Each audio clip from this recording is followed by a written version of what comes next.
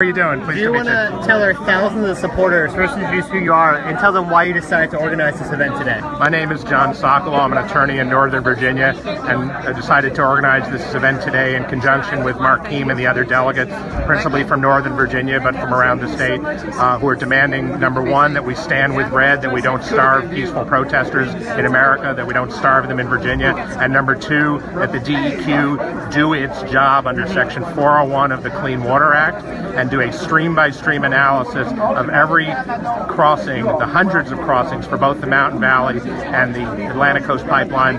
DEQ made a decision, a wrong decision in the view of many of us, to farm that out to the federal government, to the U.S.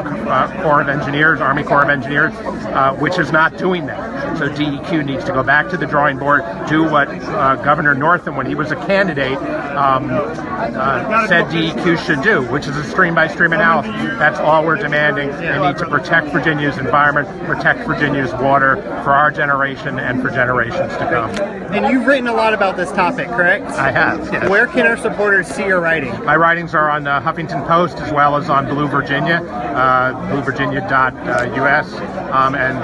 I've written probably 15 or so articles on various aspects of the pipeline fight, the politics behind it, the secret agreements that were signed by Terry McAuliffe before he left office, which took $58 million right at the time that the permits were being reviewed in exchange for a full waiver of damages that were caused by both the Atlantic Coast and Mountain Valley pipelines. And those agreements were kept secret until Terry McAuliffe had left office, were only revealed by our writing on Blue Virginia on February 2nd and February 5th, these secret agreements. The current governor has not addressed them. Those agreements could be revoked. It's not even a question of the environment by itself. Virginians will be left holding the bag if the damages that were spoken about at this press conference today exceed $58 million.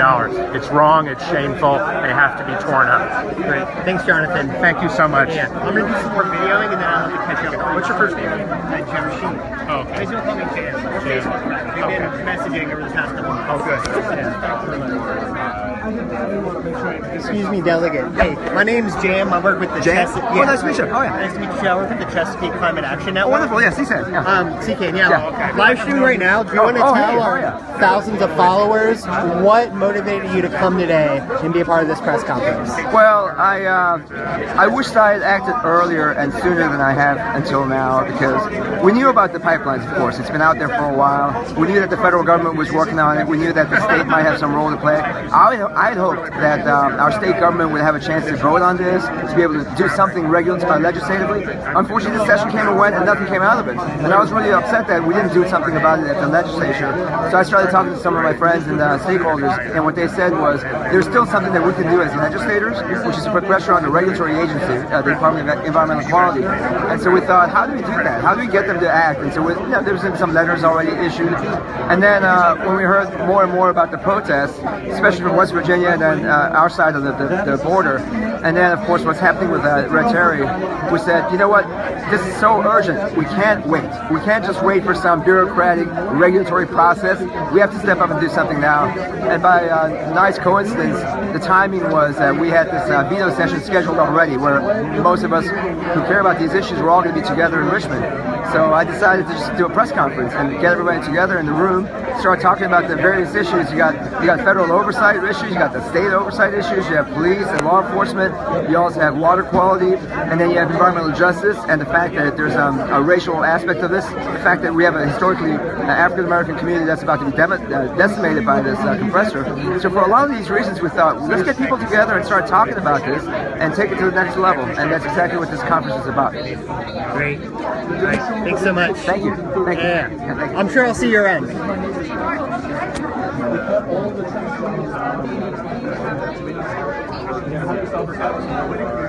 also wonder if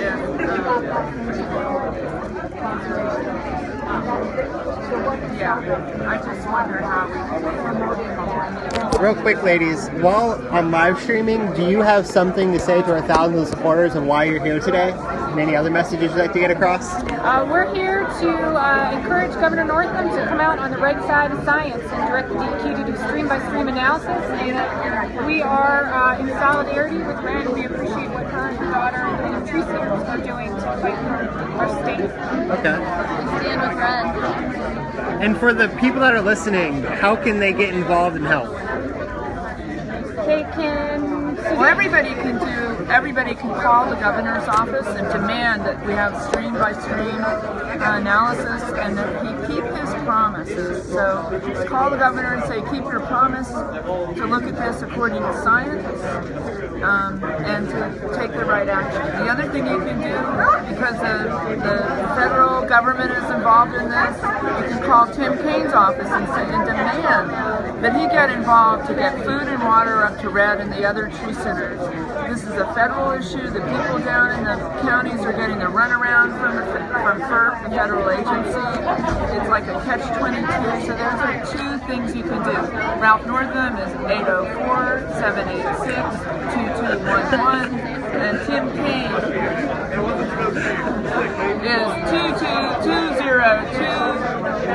222022222. And I have to look it up. But anyway, you can find his number pretty easily. What else can you do? I would just keep putting the pressure on the governor and the DEQ.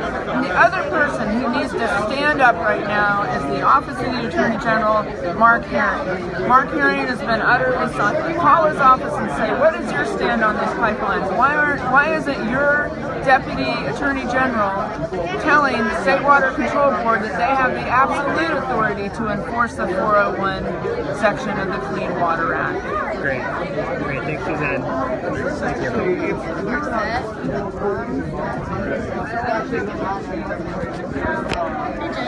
Hey. How are you? Good, how are you? Doing good. I'm live streaming now. Do you want to introduce yourself and tell people why you came today? I am Sharon Ponton from Nelson County, and I work with Blue Ridge Environmental Defense League. And we are here because we're so happy to have legislators start paying attention to what's going on with the Atlantic Coast and the Mountain Valley pipelines.